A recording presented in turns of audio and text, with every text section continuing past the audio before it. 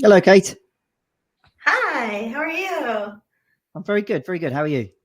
Excellent. Excited for our little chat today. It's going to be Yeah, fun. it's going to be great fun. Yes. So it looks like we have another minute or so before we start. There's Miss Jamie. Here's the boss. How are you guys? Wonderful, wonderful. Doing Oh, well, doing well. yeah, good. I'm excited for you guys to pair up today. You guys are going to be a phenomenal match. This is going to be great. Yeah, Yes. yeah. Excited. It's all on the back of the round table that we had, a few days ago, and it's like, it felt.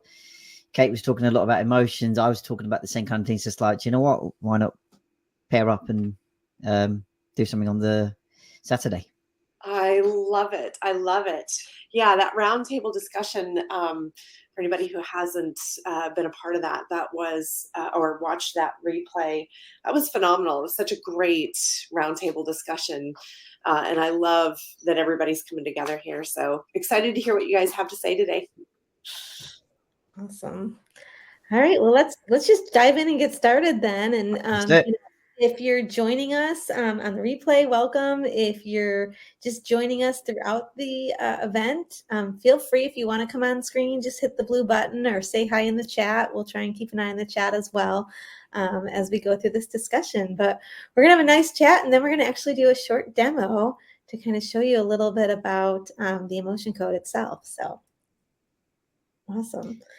All right. So Vishad, do you This want is to? going to be a really exciting session. Oh, I think we have a frozen. Is it just me? Or? Yeah, sure. So, hello everyone. I'm Vishad. I'm the mindset transformer. It was, but now I think it's all right.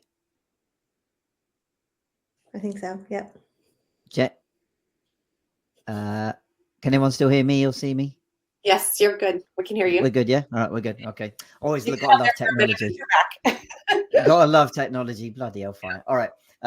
So let's start again. So hello, everybody. Good morning, good afternoon, good evening, wherever you are. I'm Vishad. I'm the mindset transformer with my brand Inner Peace Walker. And to be honest, I wanted to pair up with Kate to talk about emotions and how specifically they're linked to chronic pain, given that's the topic of the roadshow today.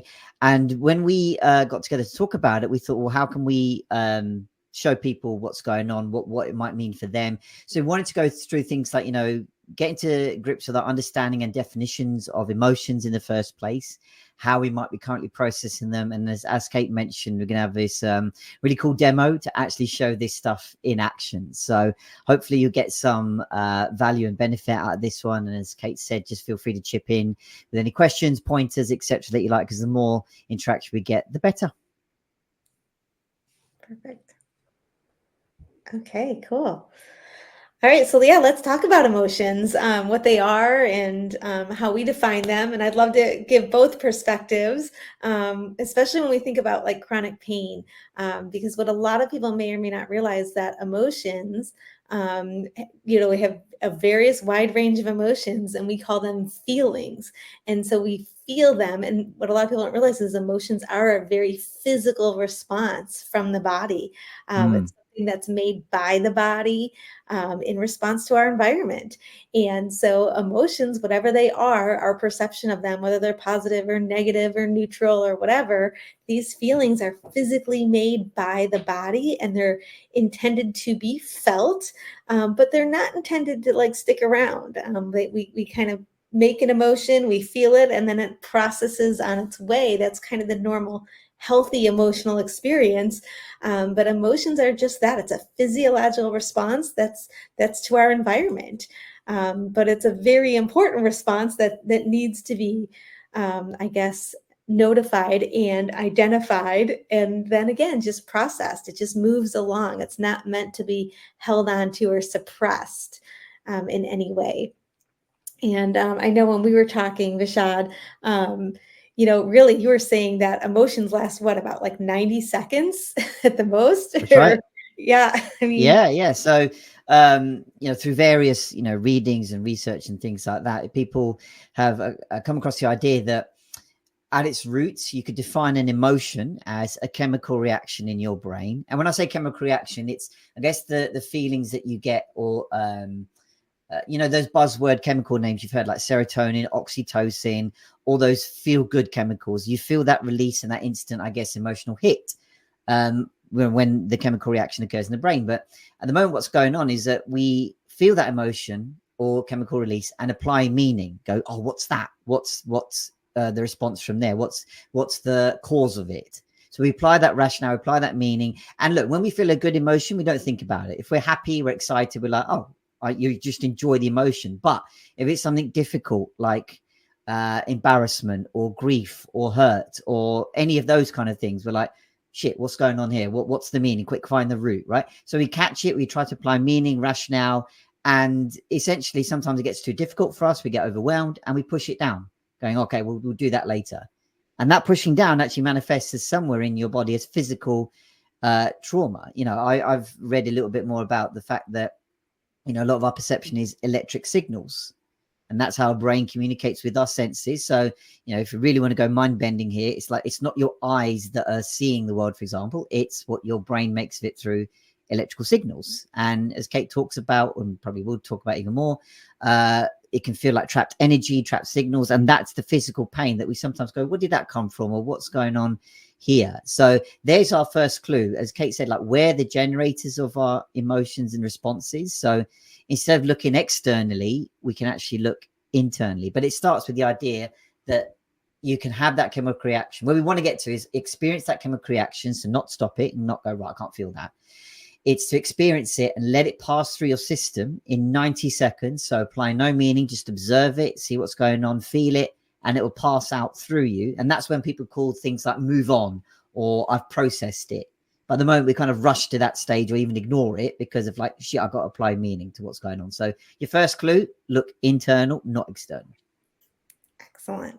Excellent. Yeah. When a lot of times in life, because we've applied that meaning to it, we ended up, as you said, pushing it down, suppressing it. I have a number of modalities with energy healing, and the primary one that I started with was the emotion code. So we call that trapping the emotion, because literally we're now taking that vibration and kind of stuff that away. And a lot of times we feel like, okay, well, we've dealt with it because we didn't deal with it, right? So we think that, okay, well, I'm not dealing with this. And we, for the moment, not pay attention to it. And in reality, now that vibration is stuck in the body. It is, quote, trapped. And wherever that's trapped now, that vibration of energy is now disrupting tissues, muscles, organs, glands, brainwave functions. It can, disrupt hormone processes. It can disrupt so many things, both in and right outside of the body, that we now don't realize is contributing to our chronic pain. Because there's now an energy, a vibration that exists that's not meant to be there.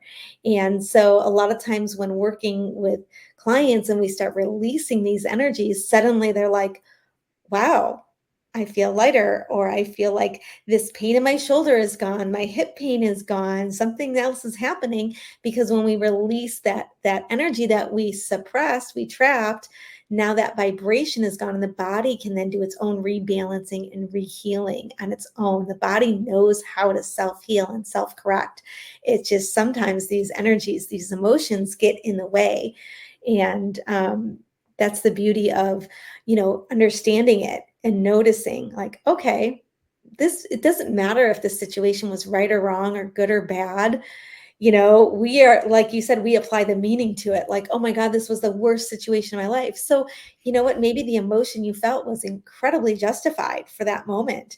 It was absolutely an appropriate response. And maybe it wasn't. I mean, there's times we fall into emotional patterns and habits and reactions based on just our life constantly suppressing emotions. But whether it was justified or not justified, we tend to apply meaning to it. And the reality is we need that to just move out of our body in order for our body to really work at an optimal level and release that pain.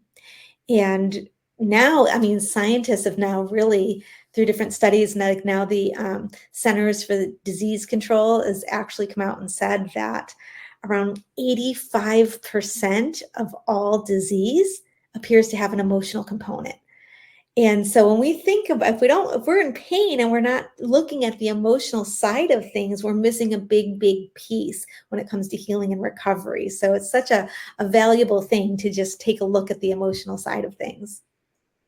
85%. Blimey, that's nearly 9 out of 10. That's huge. I think, again, I think that points to something that we, I guess, overlook, because if we hear states or phrase of, oh, he's an emotional guy or she's quite emotional, you immediately think, oh, they're a bit kind of maybe highly strung or like quite volatile to be around. But really, it's something that we all experience to various degrees. But at the moment, we're just overlooking it beyond.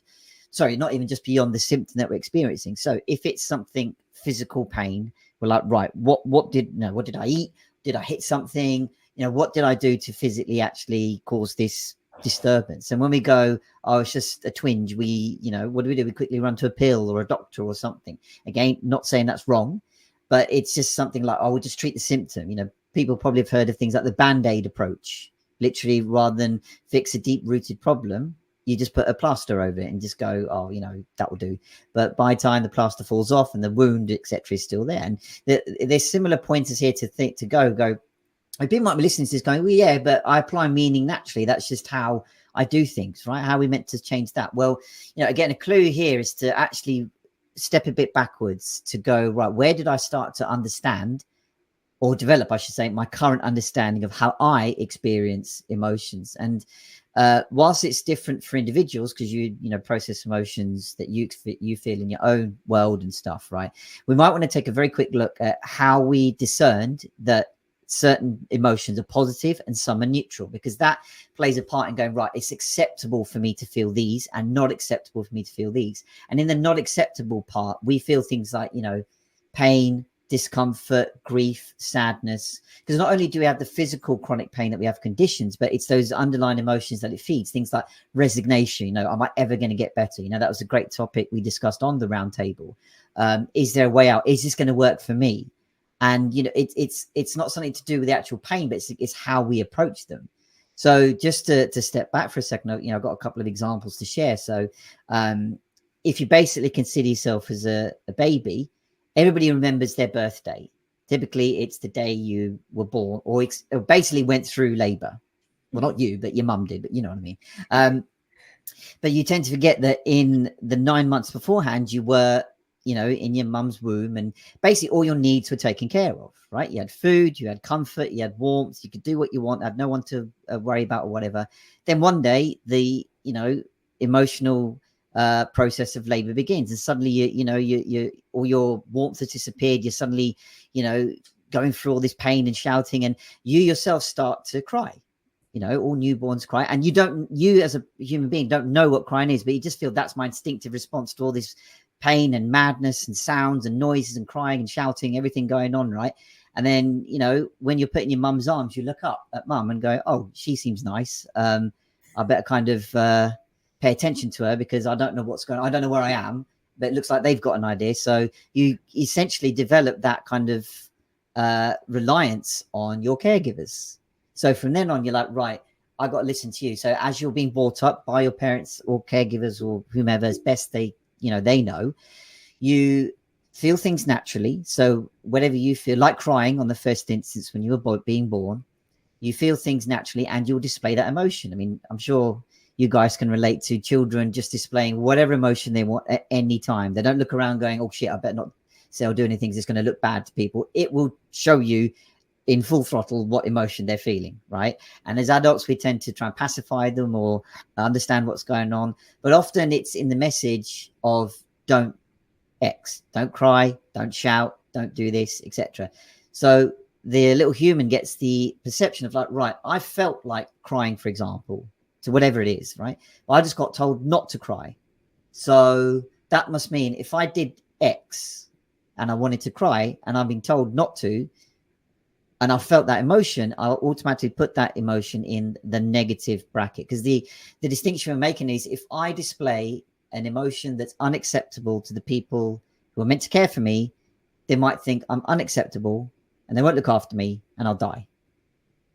Now I know babies and that can't articulate it in that way, but I guess that's the feeling we get of like it's a little bit of survival going on here. And as we grow older, those examples become more tangible and learned. So, you know, as the child grows up a bit, you know, he or she might be playing with their toys, for example, quietly on their own, wherever they are. And then along comes another child, maybe with their parent or caregiver or sibling, whomever. And what you told, oh, share your toys, play nice. And the child is thinking or looking, going, the hell are you? Like, these are my toys. Like, the resistance, sort of, whether it's in body language or in actual language, we're saying, no, I don't want to share. I'm all right here. That's an example of your needs coming through first. I want to play on with my own toys. I want to enjoy myself. But I'm being told, no, that's not acceptable. Share, play nice. And again, it all sounds well-meaning and nice. But again, it's that message being told of it's not acceptable to think of your needs first. You got to put others first. That's the root of people pleasing. So if you don't address that going forward, you might get into the habit of I put other people's needs first, and sharing is good. So I'll put that in the good bracket, being generous and noble. And again, I'm not saying don't do that. I'm not saying don't share anything with anyone ever, but it's the balance we get of like, this is what positive might mean. This is what negative might mean. So we apply the meaning. Right. But on the basis, it's all neutral. And where we want to get to is go, okay, I can feel the good emotions. That's fine. I can also feel the unacceptable or misunderstood emotions, and even take away that bracket of these are positive and these negative, because the connotation with negative is never feel them, and we want to get rid of them, or we override them, or we battle them. But that's just contributing to a fight that, well, my self-worth is hung up on these definitions. But if we give the idea of, okay, I understand what good emotions feel like, I might not understand misunderstood emotions, so we treat it that way. It's an opportunity to learn and give us an idea of like, what are we doing at the moment? So these two examples are to show that we apply the meaning where we can. Now, how do we think about this in the chronic pain space? Well, it might be an idea to go, okay, give yourself the acceptance of what you're feeling. Now, people might think, yeah, but that's just not going to get rid of things, are we? But again, what you'll experience on your journey, wherever you are, is that there's never actually an end here. This is always a maintenance work. It's developed learning, it's evolved learning, it's understanding. You're always a student, but it begins with giving yourself that acceptance of not pushing away. So as I say, it's all different for everybody, how you so the kind of emotions you're experiencing and what you're seeing and viewing, etc. But at its heart, it's neutral. And when we start from there, that's when we can build change. Okay, so that was so powerful. Truly, because and especially think about it, like it's the meaning. It's like it's all neutral, but it's the meaning. And so many people are like, I don't want to feel this. I don't want to feel this. And I understand that it's uncomfortable or it creates discomfort, but it's not about not feeling. Feeling is normal and healthy. And again, physical response. So it's understanding this, allowing it, and just noticing it. And I think that's what's so powerful about working with someone like Vishad, is that you can look at your life in a whole different way by just having a conversation with him about, okay, what's going on physically? And we can look at it from a mentality standpoint, an emotional standpoint, and actually create so much relief and the ability to move forward by just taking the meaning and changing it. Okay, I've considered this a negative emotion. Okay, is it really negative, or is it just a response, and move from there? So so powerful. Absolutely love the examples you shared. And it makes such a big difference. Another thing I want to add on to that is what happens when, again, we're applying this meaning to it. And again, why does this relate to physical or chronic pain? Well, what happens is we're now getting involved mentally with these emotions, and our body then goes into what's called a fight or flight or freeze response. And so our body actually then reacts because we've applied this meaning to whatever's going on. And again, sometimes very justified. There are times where you might be in danger and you're feeling fear and you go into this reaction, this stress response, because that's a very healthy response to be in. That's a natural, normal response from the body, this stress response, this fight or flight response. But that changes your whole physiology. And so it stems from these emotions, but your body goes into this fight or flight reaction. And if you, that reaction is meant to be temporary. But if we're not understanding and we are constantly focused on these negative meanings, these negative emotions, and we're constantly in the stress response to those emotions, and we're constantly reacting in this fight or flight reaction, now this is going to contribute to chronic pain in a just an incredible way, because we don't realize it's the emotion that triggered that fight or flight, but that fight or flight changes your physical body. So what happens is, to protect ourselves, now generations ago it was to run from like a tiger, because as we were developing, we needed to run and hide to survive.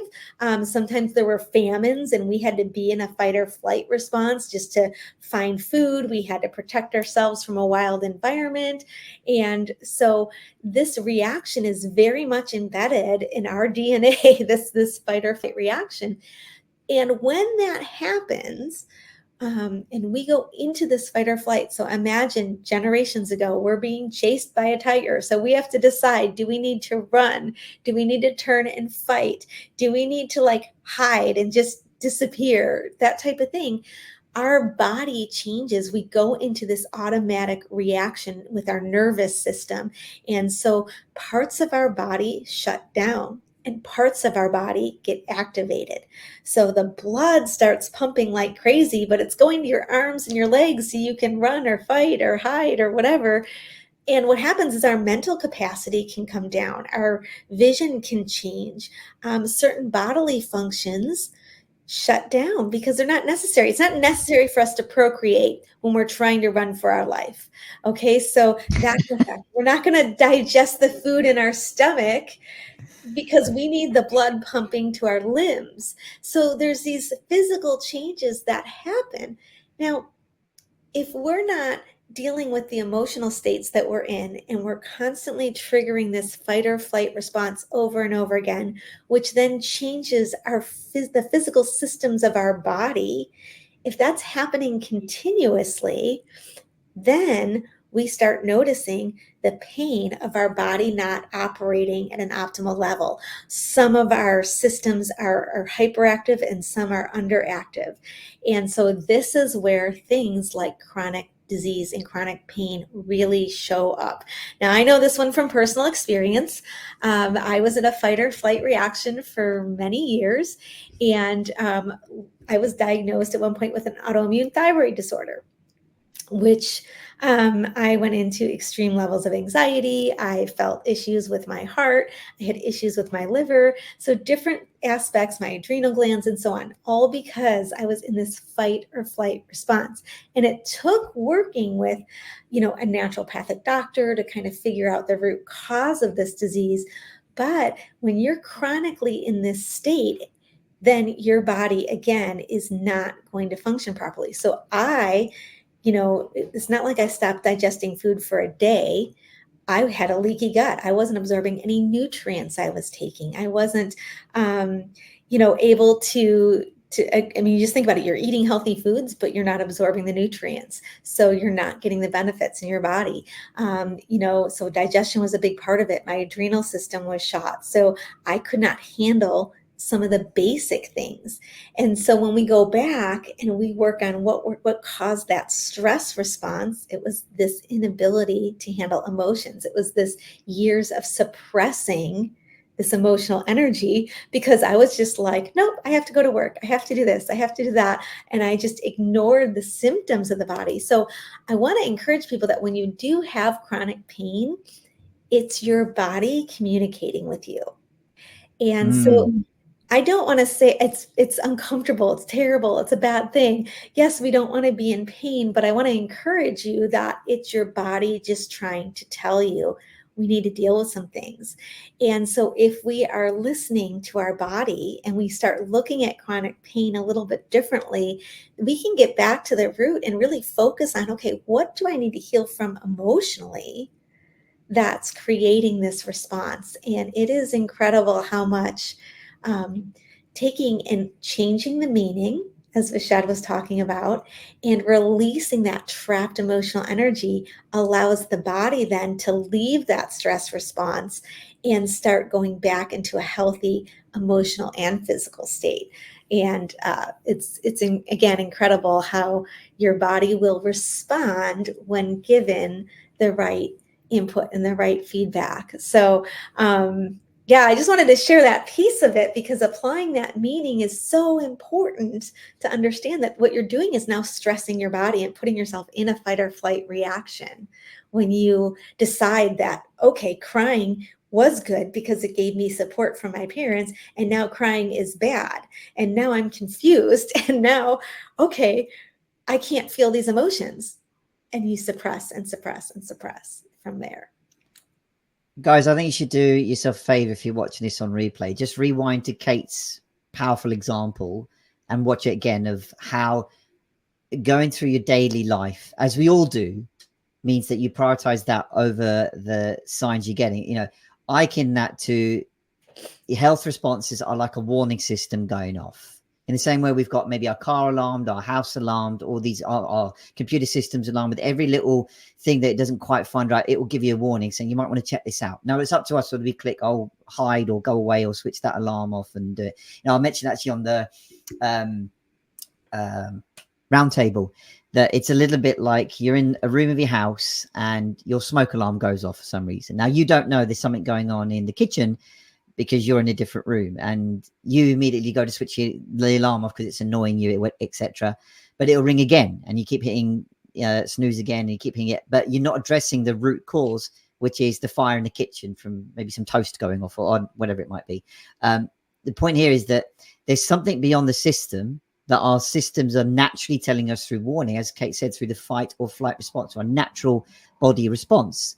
And then it's essentially our responsibility to understand it, what's going on, and what it means. Now, in the context, I think, of chronic pain, it could mean various amounts. Like Kate talked about her example really well of, you know, she had her conditions for years, she didn't do anything about it until she gave herself that time, the space, the energy to go, okay, what does this mean for me?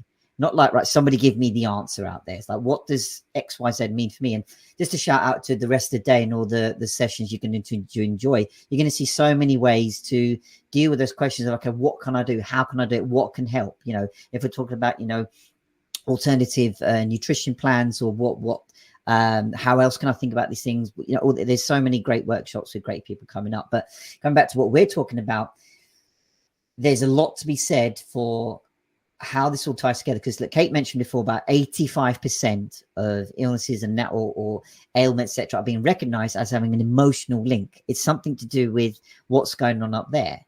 And when you essentially look them together, the way you can look at these things is it's like a kind of a flow diagram, if you will. So you have 4 main stages, right? And this is for any NLP fans out there. But essentially, it's how we process the signals that I mentioned before, right? So you've got what's called an internal representation, which I'll go on to highlight in a second. So you create an idea of, you know, whatever it is in front of you, which leads to your state.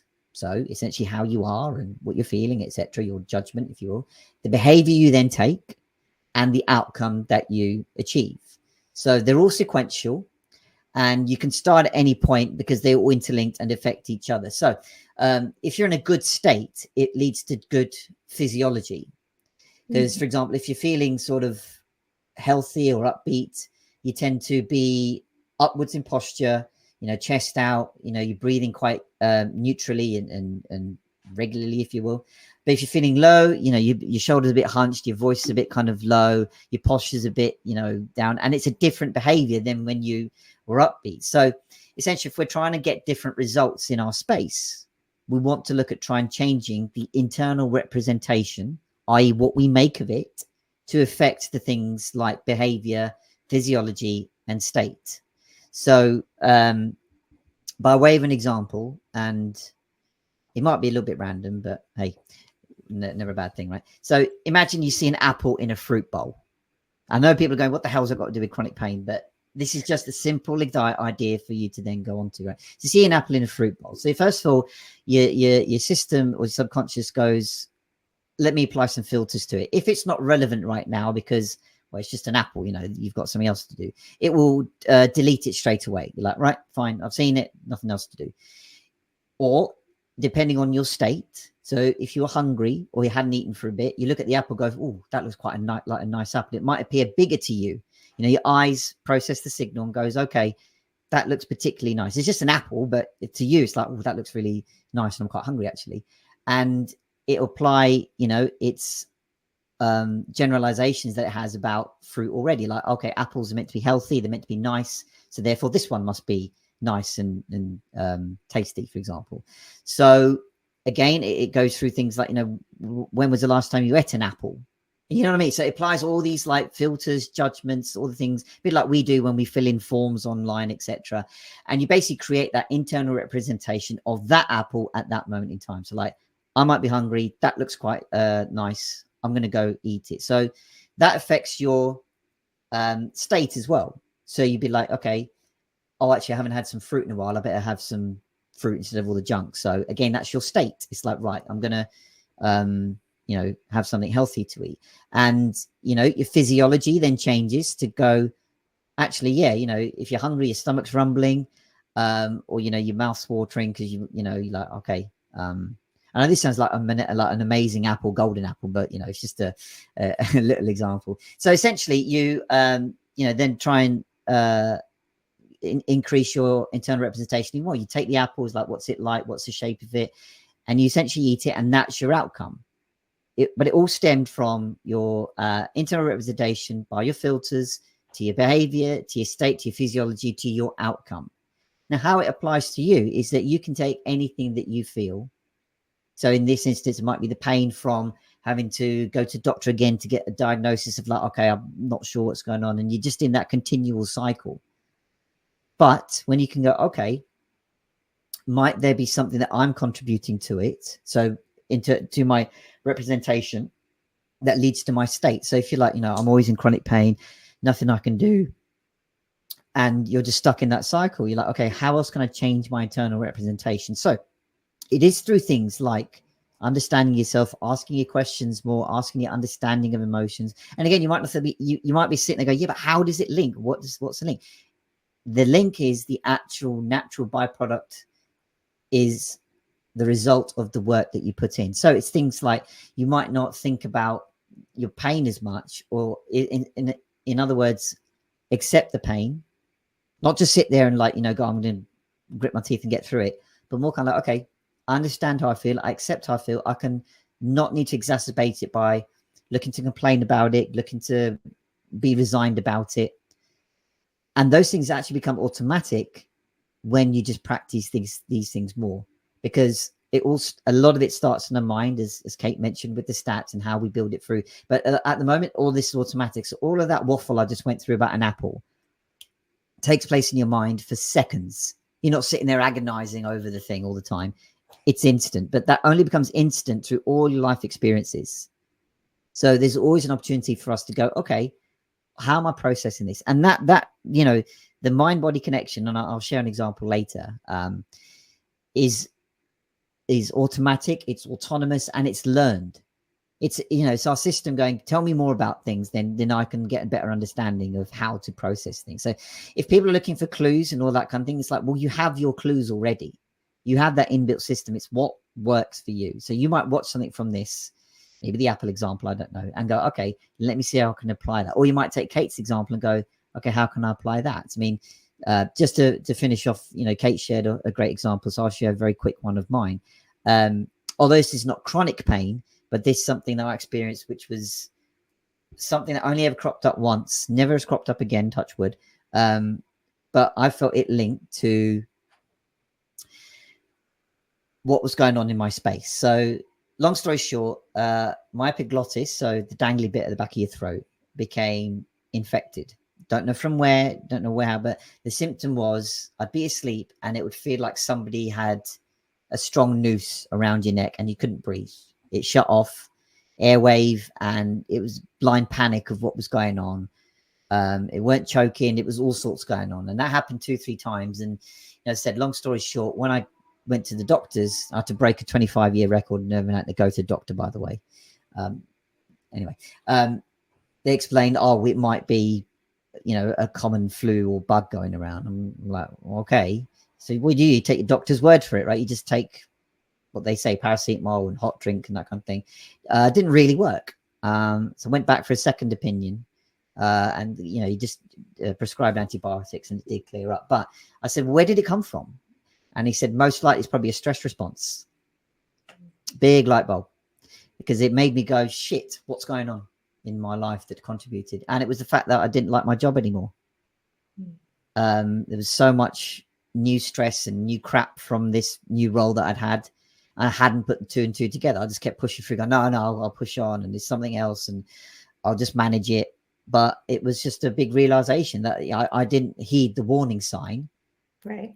And it was a chance for me to step back and go, right, what is actually going on? And that was a big turning point. But you see, it's a sign that my body gave me in the form of physical response, because I wasn't looking at the signs before it got physical. It's like, right, well, now we've got to hit the red button. And it's what essentially that example is. It's a chance for you to go, okay, what might these little signs, signals be pointing at for you? And Jamie's put a great question in the chat saying, what would you say to someone who's dealing with chronic pain from an injury like a car accident? Is the mind-body connection emotion still relevant? I'd say yes, but Kate, I'll hand it to you for a second. I know I've gone on for ages, and I'll chip back in. Yeah, no, it's absolutely, there's a connection there. As far as, okay, so you had this trauma, in this case, a physical trauma from an accident or an injury, okay, or a fall or whatever it is. You have to understand that there is all kinds of reactions your body goes through. So when you went through that situation, that physical trauma, okay, your body went into that stress response, okay? At the same time, there was a physical situation that maybe you could not control of that accident, and now your body is going into massive repair mode from this physical trauma. Well, I promise, while your body is working on physically trying to save your life, keep you alive, handle the inflammation, handle the blood loss, whatever it is, really, whatever the aspect of the injury or illness is, could be a heart attack, could be a car accident, could be a fall, whatever it is, your body's now reacting. But you are absolutely experiencing emotions in response to that.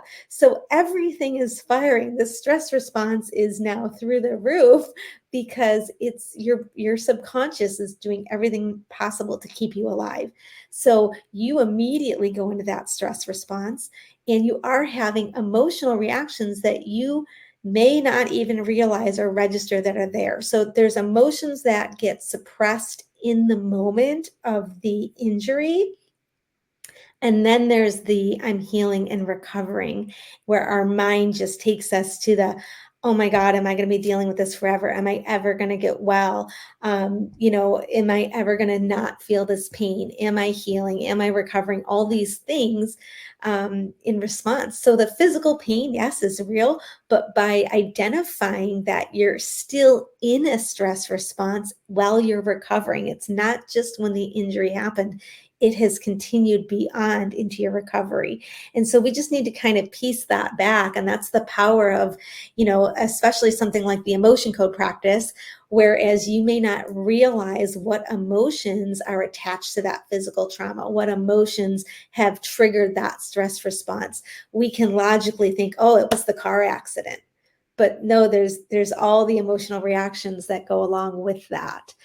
So there's definitely a mind-body connection, and by supporting the emotional release and the release of trauma energy, when a stress becomes continuous, it becomes a trauma, essentially. So I'll let you share your thoughts on that as well. I think that's first of all, brilliant response and a brilliant question, because I think it's something we might readily overlook, especially when it's as obvious. Oh, I'm in a car accident. I might have broken XYZ. That's all I'm going to focus on. I need to, repair whatever's broken physically. But whilst all that's happening, you're getting the medical help or the recovery period or whatever. Who's looking after the mental side of things or the emotional side of things? And as much as there is help and, professionals, etc., that are around to deal with that part of thing, how you process things is going to be up to you. So, as Kate alluded to, you might relive things. That's something that we may all experience, and whether that's us having processed it or given the space or not, a lot of the time you're in this work, you learn that it's not about getting rid of stuff. It's not about destroying stuff. It's understanding, look, that's going to remain there and it will remain there. That's fine. But now we can get some understanding out of it and that relative acceptance. It's not to say we brush over what happened and sort of go, yeah, no, that happened. That's fine. But even that little action suggests it's more suppression going on. And where we typically suppress things into is our shadow. So it's going to be something that is going to require us to have courage to go into, to understand, okay, the chronic pain might be coming from something physical and you are getting that physical help. And indeed, in that moment, in that time, we'll say you've got a doctor looking after your broken leg, giving you the various physio or the orthopedic surgeon putting your bone together, whatever. That piece of care is actually meeting your core human need for significance because you're actually being treated. That very concept of receiving treatment is like, oh, I'm being validated, I'm being looked after, and that actually helps a tiny bit. Now, where we then go on is when the doctor's gone away or we're in bed or wherever, and we may be on our own, what have you, who we're left with, our thoughts and our processing. Now, it's not to say we sit there and just, hum and just go, everything's all right. But there's a lot to be said about, okay, what emotions are there, as Kate said, right? There's going to be all sorts of things. So it might be things like fear of things like getting into a car again in case you happen to relive it, or getting on a bike again, or whatever it might be. And that's fine. We don't need to push that. And if we don't feel we want to go near that at some point, that's even okay. Even understanding that I know this is there, but I don't want to do anything about it at the moment is fine. And the reason I say that is we're so quick to go, no shit, I've got to be doing something. I've got to be in action and conquer. No, fuck that. If it's not all right for you, that's fine. Just by that tells yourself saying, no, I know what's best. Not in the arrogant sense that I don't need anyone else's help, but it's more kind of like, I can give myself the space to go, okay, if it's not now, your subconscious go, okay, if not now, we can return. That's why you might relive things. It's just a clue to go, okay, you might want to look at this. But again, it's up to you. This work shouldn't have to go where you're kind of submissing or forcing yourself into this, which is what it might feel on the outside, saying you have to do this, you have to do that. You don't have to do anything. This is up to you. So coming back to the question, to actually illustrate it, I've got don't have to do this now, but whenever you'd like, right? It's to show the mind-body connection in a real strong and simple form, right? So whenever you've got a moment, and it won't take long, right? So take a moment to just stand on your feet and put your arms out in front of you, upturned like this, like that, right? And close your eyes if it helps, and just take a deep breath. And first imagine in your left hand, upturned, imagine you've got 2 or 3 heavy books on it. They're quite heavy, there's loads of pages to them, they're hardback and all that kind of thing. And feel the weight of the book in your hand and feel it becoming a bit heavier, bit by bit, bit by bit. And in the other hand, or arm, I should say, imagine you've got a bunch of helium balloons. They're quite light and they feel like they're going to pull you up in the air, like that film Up. Not House, but your arm. And think of both arms in that instant. Then open your eyes. See if your arms changed from just being straight. Did one go up and the other go down? And just try that out. It might be rubbish. It might not work, but it's just something I saw. Thought let's try. The point there is if they have moved, well, that's the idea that mind-body connection is automatic and it goes on goes off on instructions of what you tell it. Because as I said, there's no book in your hand, there's no balloon in your hand, but your body changes if it was there. So there's the strong connection. If you can imagine how difficult things were and you haven't experienced that of I had an accident or what have you, and that's all I can think about. Well, what about the alternative way? And again, not to ignore what you experienced. That's the first thing. Validate and accept how you felt. And it's like, well, what would happen when my leg does get better? What would happen when it's like, no, I'm all right with going into, I can imagine myself being in a car or whatever. Now that people might think, yeah, but that's just dangerously slipping into just visualizing shit and it'll just happen. It's just a small step to start, because you've all got to start somewhere. Mm-hmm. The idea that we might see a lot of time is this: you've got to fix yourself instantly, and the idea is there tomorrow, and there's a silver bullet of an answer. Well, there isn't. Well, no matter where you are, in whatever space. And it's not to say it's not possible to do, but invariably those short-term effects that we experience may just be that. It's just short-term before we go back into old patterns. But the mind connection space is there. Try that little experiment to see for yourself. And when you work on that, see what happens as a natural byproduct. Awesome. Well, I know we are short on time here. Get the demo. So this has been a really, really fun discussion. And I know there's other workshops starting, but I think Jamie has put links to both of us if you want to explore a little bit more about the emotional side with emotion code, or working with you, Vishad. So there's some links there for to get a chance to just talk to us further. So if you want to explore this, I encourage you to reach out to both of us, really, because when you release the emotions, it's so much, like, a lot of times when working with me, you'll release those negative emotions you had no idea were there. But at the same time, like, now, okay, you've been dealing with this chronic pain for however long you've been dealing with it. Like, let's now start working on the mind connection and work with somebody who can guide you through that, which is Vishad's. I mean, seriously, I mean, there's nobody better to talk about mentality than Vishad. So, like, really, it's kind of like a 1-2 punch with us, because we're so complementary in what we do. I can maybe, when you're in pain, sometimes you just aren't ready to think, and we need to just lessen that pain. And so that's where, like, releasing the emotional components that are truly suppressed physically in the body, and then saying, okay, now let's move on and learn how to move forward with the life that you have. Okay, the accident happened, the disease was there, and now how are we going to move and interpret and look at and create new meaning from this point going forward?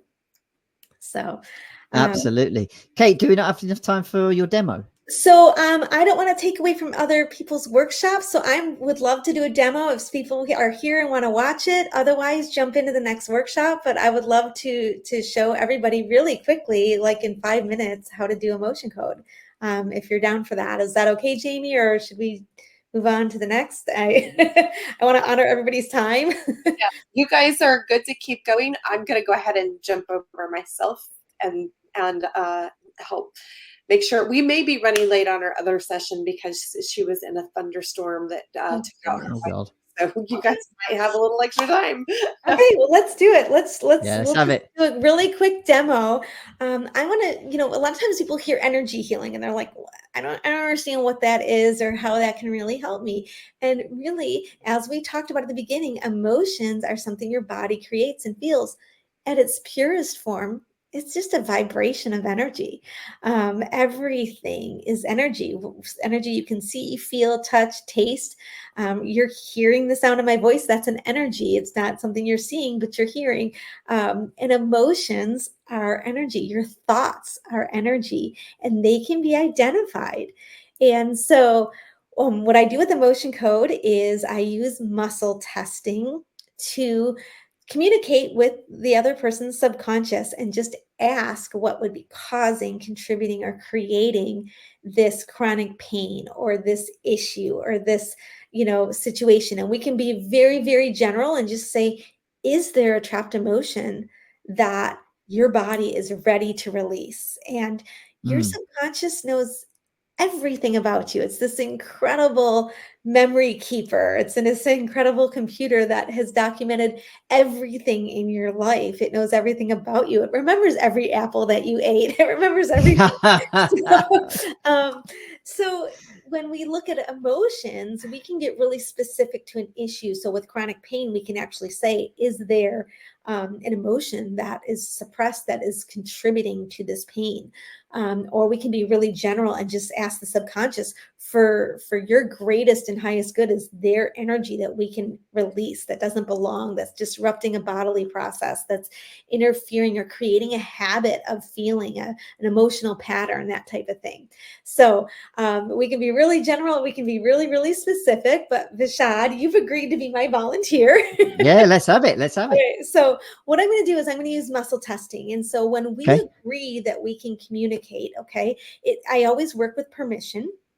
And so since you've given me permission, I'm also just going to ask your subconscious for permission as well. And so I do both. And so what I do is with muscle testing, it's just your muscles strengthen or weaken with a positive or negative response. And it's just a wonderful way to communicate. You can learn a muscle test on yourself. Anybody can do it. Or we can do it where I'll be standing in as a proxy. So I'll be asking your subconscious questions, and the responses are going to come on my body. So I'm going to put my hands, two little rings with my hands, and I'm going to interlock them. And when I gently pull, if my fingers stay locked or the tension is strong, that's considered a yes response. And if the tension weakens, that's a no response. And I'm not yanking or pulling. I'm just, it's one or the other. And so I'm just going to now ask your subconscious if it's okay for us to connect energetically and for me to be able to ask questions of your body. And so that I'm getting a yes with.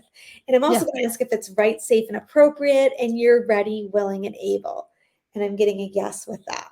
So now in emotion code in its purest form is very, very simple. I work with softwares. I work with charts, I think. So like for a quick thing, this is just a big chart of emotions, right? I've got pre-printed stuff that I've written. It's just emotions. And so I know this chart, and essentially your subconscious does now too, because I'm your proxy. So I'm just going to ask your body right now, and you don't have to consciously answer. We're going to work in a very subconscious way. Okay. I'm just going to ask your body, do you have a trapped emotion that is ready to be released right now? And just something suppressed in your body that's ready to move out. So do you have a trapped emotion? So I'm getting a yes with that. Okay. And so is it on this chart? Yes, it is. Okay. So now without any meaning, I'm just going to discover what the emotion is. Okay. So I'm going to locate it.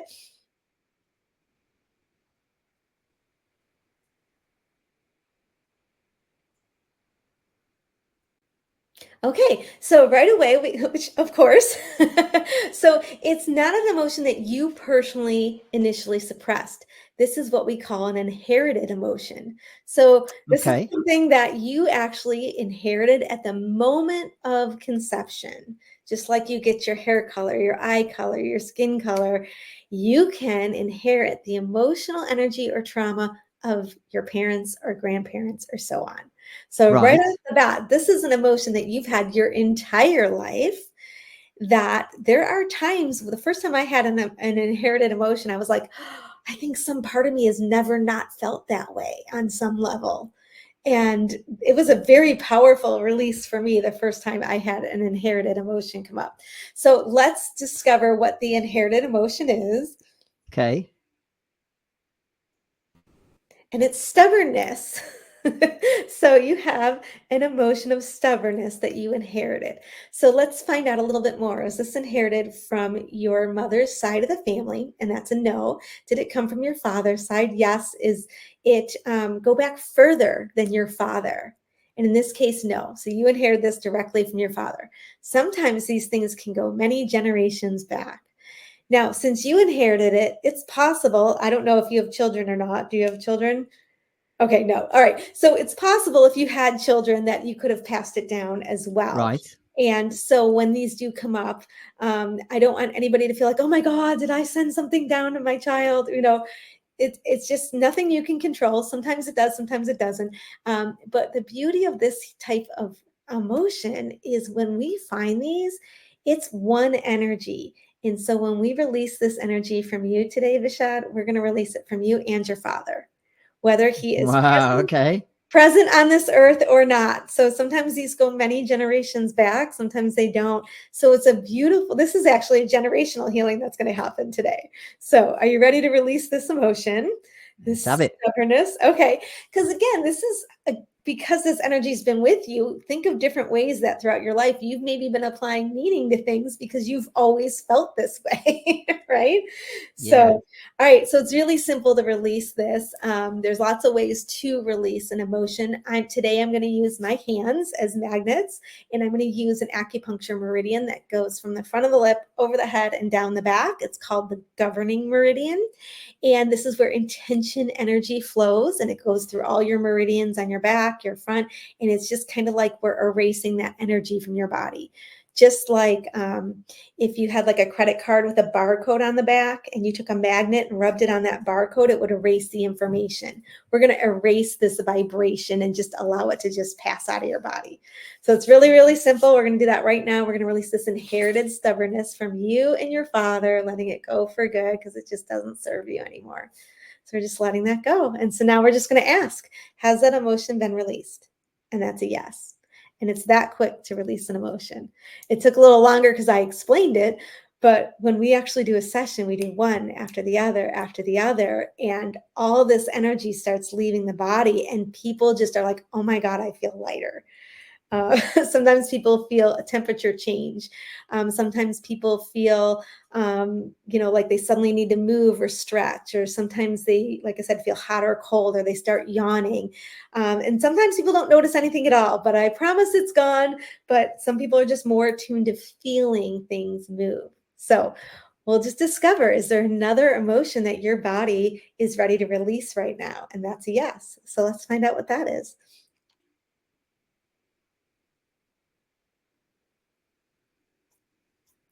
Okay, so this is the emotion that we call wishy-washy.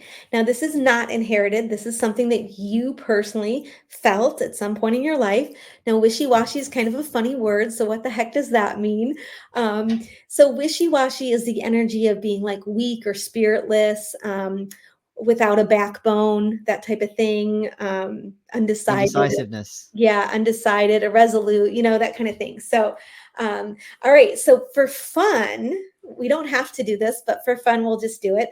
We have this energy of wishy-washy that you suppressed. Okay, you trapped this emotion. So we can discover when you actually trapped it. We can actually ask the body when that happened. So do you mind if I ask how old you are? Yeah, I'm 39. Okay, 39. Okay, so let's just ask your body, was this wishy-washy energy, this emotion that's suppressed and disrupting your body in some way, was it trapped, say, prior to age 30? So that's a no. It's a more current emotion. So 30 to 35, nope, 35, 36, age 37 is when you suppress this emotion of wishy-washy. Now, you may have you might know exactly what this is about, or you might be like, I have no idea what the heck happened at age 37 that caused me to feel wishy-washy. And can you define it further? This 37. Can you define like a period of time in the year? So yeah, we can get really specific if we want. Okay. Yeah, so I can right. say, was it between January and June? It was January, February, March. It was March.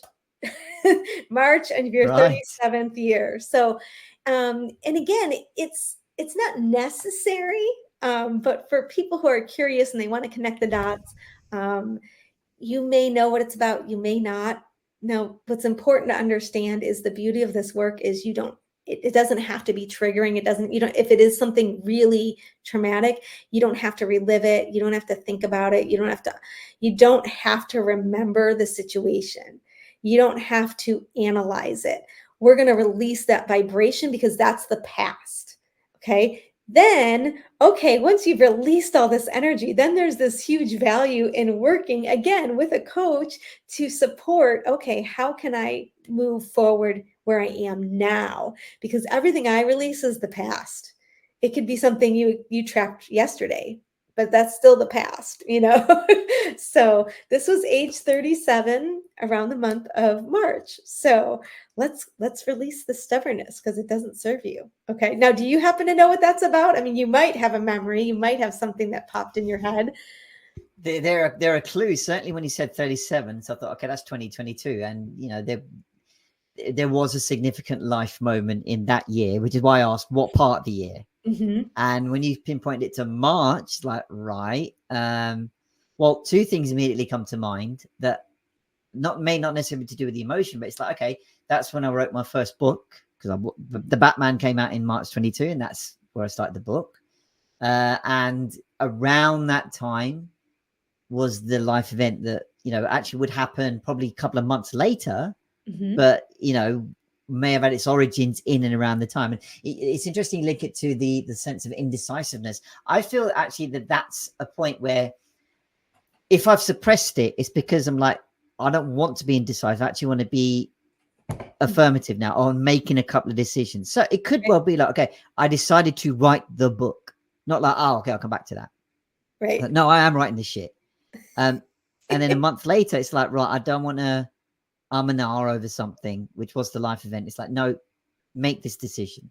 Yeah. So it's interesting that if I've suppressed it, it means I've not processed it, because it might actually be coming back now in other forms. So yeah, so what happens is when I release an emotion, that energy's gone for good. However, we as humans experience the same emotions again and again and again. And so at various times in our lives, we could have experienced frustration, anger, nervousness, insecurity, wishy-washy, happiness, you know, sadness, whatever it is. And so you could have processed wishy-washy multiple times in your life successfully, and then this one time trapped it.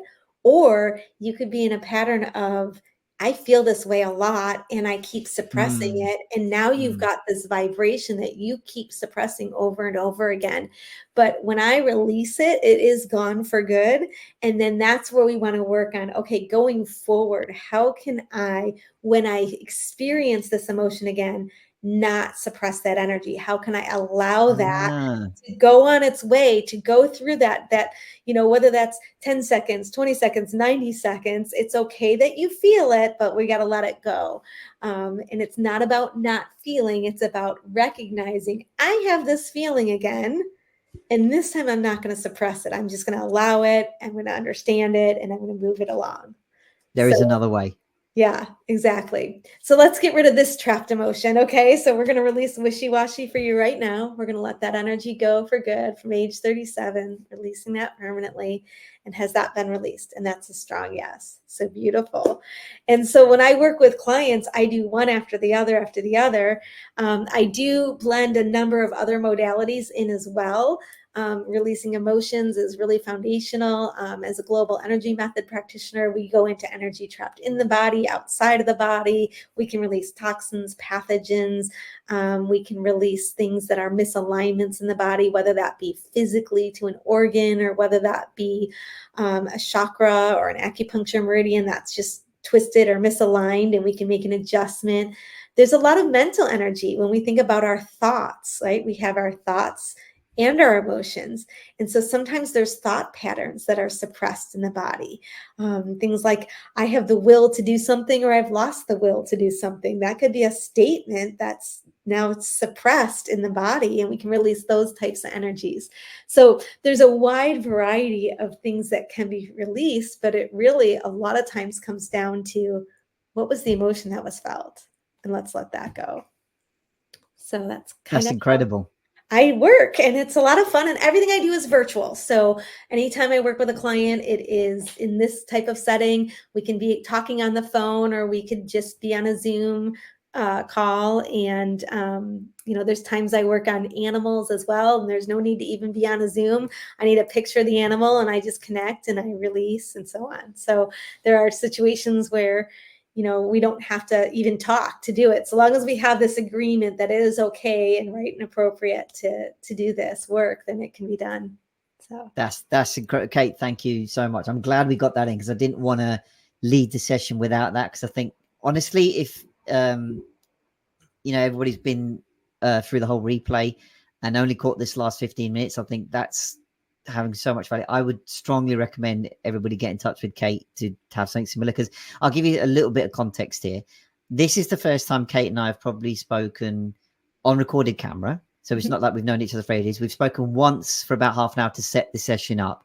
And beyond that, it's just been messages, and we've met with all the other collaborators on AHS.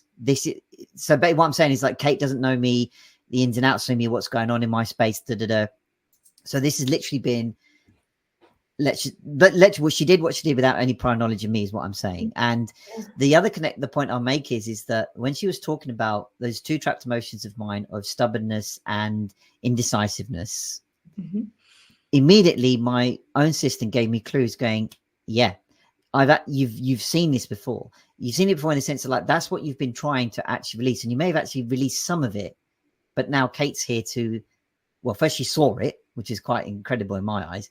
And she's helping you shove the rest of it out. So basically, I say your system will tune in to the answers you have already. This isn't made up. This isn't you going, okay, I'll just make an emotion up or whatever. Before Kate started, I had no idea she'd be asking about what questions she'd be asking, what emotions we're going for. I'm still going, how does she get those two emotions from me giving nothing? And I literally gave and I wasn't there going, I'm going to fool her, I'm going to trick her. It was literally me. I looked at this camera for about 5 seconds. She went, oh, checked her chart for 2 seconds, and it's stubbornness. Like, where'd you get that from? So I'm trying to look at my own body language. Did I give her a clue? What am I thinking? Like, nothing.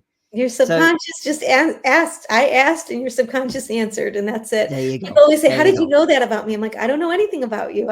I'm just asking your body, and your body is this incredible ability to heal. So your subconscious was like, "This needs to go. This is the priority. Let's release this." Yeah, and one last thing I'll say from my point of view is like, if something doesn't happen to come up or you don't click with it, that's okay. Because our systems are designed to go, what are you trying to do here? And if it doesn't quite get it, it will start to protect, as we alluded to in our session of like, it's there to protect you at all costs. And obviously, look, you're not going to sit here and die. Well, unless something really random happens, but it's the idea going, your subconscious, this might lead to something I'm uncomfortable. So I'm going to stop that there. And that's okay. That's your natural response, basically. And, you might look into it further and still go, actually, I'm not sure this means me. Kate began this section going, energy healing is like people going, what's that all about? I don't know. So this isn't a point of going, try everything. Because like, you're not going to resonate with everything. That's fine. But it's an opportunity to give yourself a chance. Look, as Kate said, when you clear these energies, these emotions, however you want to say it, you've given yourself space. How often do we say in our life, I don't have space, I don't have time, I don't have energy to do the things that sound nice and okay, might help me, but I've got XYZ going on. Right. Honestly, releasing that little bit just frees up your mind space to not waste, as Kate said, on thoughts processing, emotion processing, and stuff like that. It's space for you to do now with what you want now. As Kate said again, you can go to a coach or a practitioner, whomever, to accelerate your possibilities, but that's the point. It's your possibilities, not what everybody else says. It's yours. So honestly, everybody reach out to Kate and have something similar, because look, I say 15-minute demo, and definitely worthwhile. Definitely. Wonderful. Thank you. Appreciate that. I'm glad it'll help you, and I'm excited to hear if things change for you or your perceptions and things going forward. What you'll personally notice. You'll have to just keep me up to date on how you're feeling in the next day or two as well. Well, honestly, my first immediate response was both of them have given me the route, my path down on what I can do with this. And even now going, actually, this is now, you kind of a little bit of a test of yourself, because if the first emotion that came up, and as you said, linked it to my dad, it's like, yeah, do you know what? There's something I went through a couple of days ago that spoke to this emotion and our relationship directly. And and what I did in response to that is very telling. And I wrote it down in my recalibration log of like, this is a big clue here. Okay. So now the fact that you've helped give it a shove as well, it's like, right, okay, how can I do that? How can I process that now? The other one is like, I think, as you said, it's one that crops up here and there, but now I've got a means to go, okay, again, what does it mean? And funnily enough, before we came on today's session, I was actually working on that. I did some more I did some shadow work. Okay. And I was going, okay, what does this symptom that I've been seeing, what does it link to? And just, again, looking around as you do, Googling or whatever, it's like, okay, I came across something interesting. And you've approached the right emotion in this session, because before I came on, I was about to do something like, well, should I? And that's an example of indecisiveness. Yeah. But look, it's in this session that you've helped shove that out, and that's like, right, let's see what happens now. Yeah. Awesome. Awesome. Well, good. Well, this has been an absolute joy having this conversation with you. I thoroughly enjoyed it. I hope everybody else enjoyed it as well. This has been really, really fun, and I'm looking forward to future workshops. But enjoy the rest of today if you're still with us live, and if you're on the replay. Thanks so much for sticking it out, and hope this was beneficial and supportive. We would love to continue the conversation with you. So feel free to reach out I know I have a free discovery call, and Jamie put up a link for you earlier as well. So definitely reach out to us if you want to explore this more. Awesome. Thank you, Kate, for such a great, worthwhile session. And guys, yeah, look, if you enjoyed it and you want to hear more, let us know what you'd like to hear about. We're always here to help answer what you guys are looking for and stuff like that. So yeah, as I say, enjoy the rest of the great workshops to come, and we'll catch you all soon. All right. Have a great day, everyone. Bye. See you later.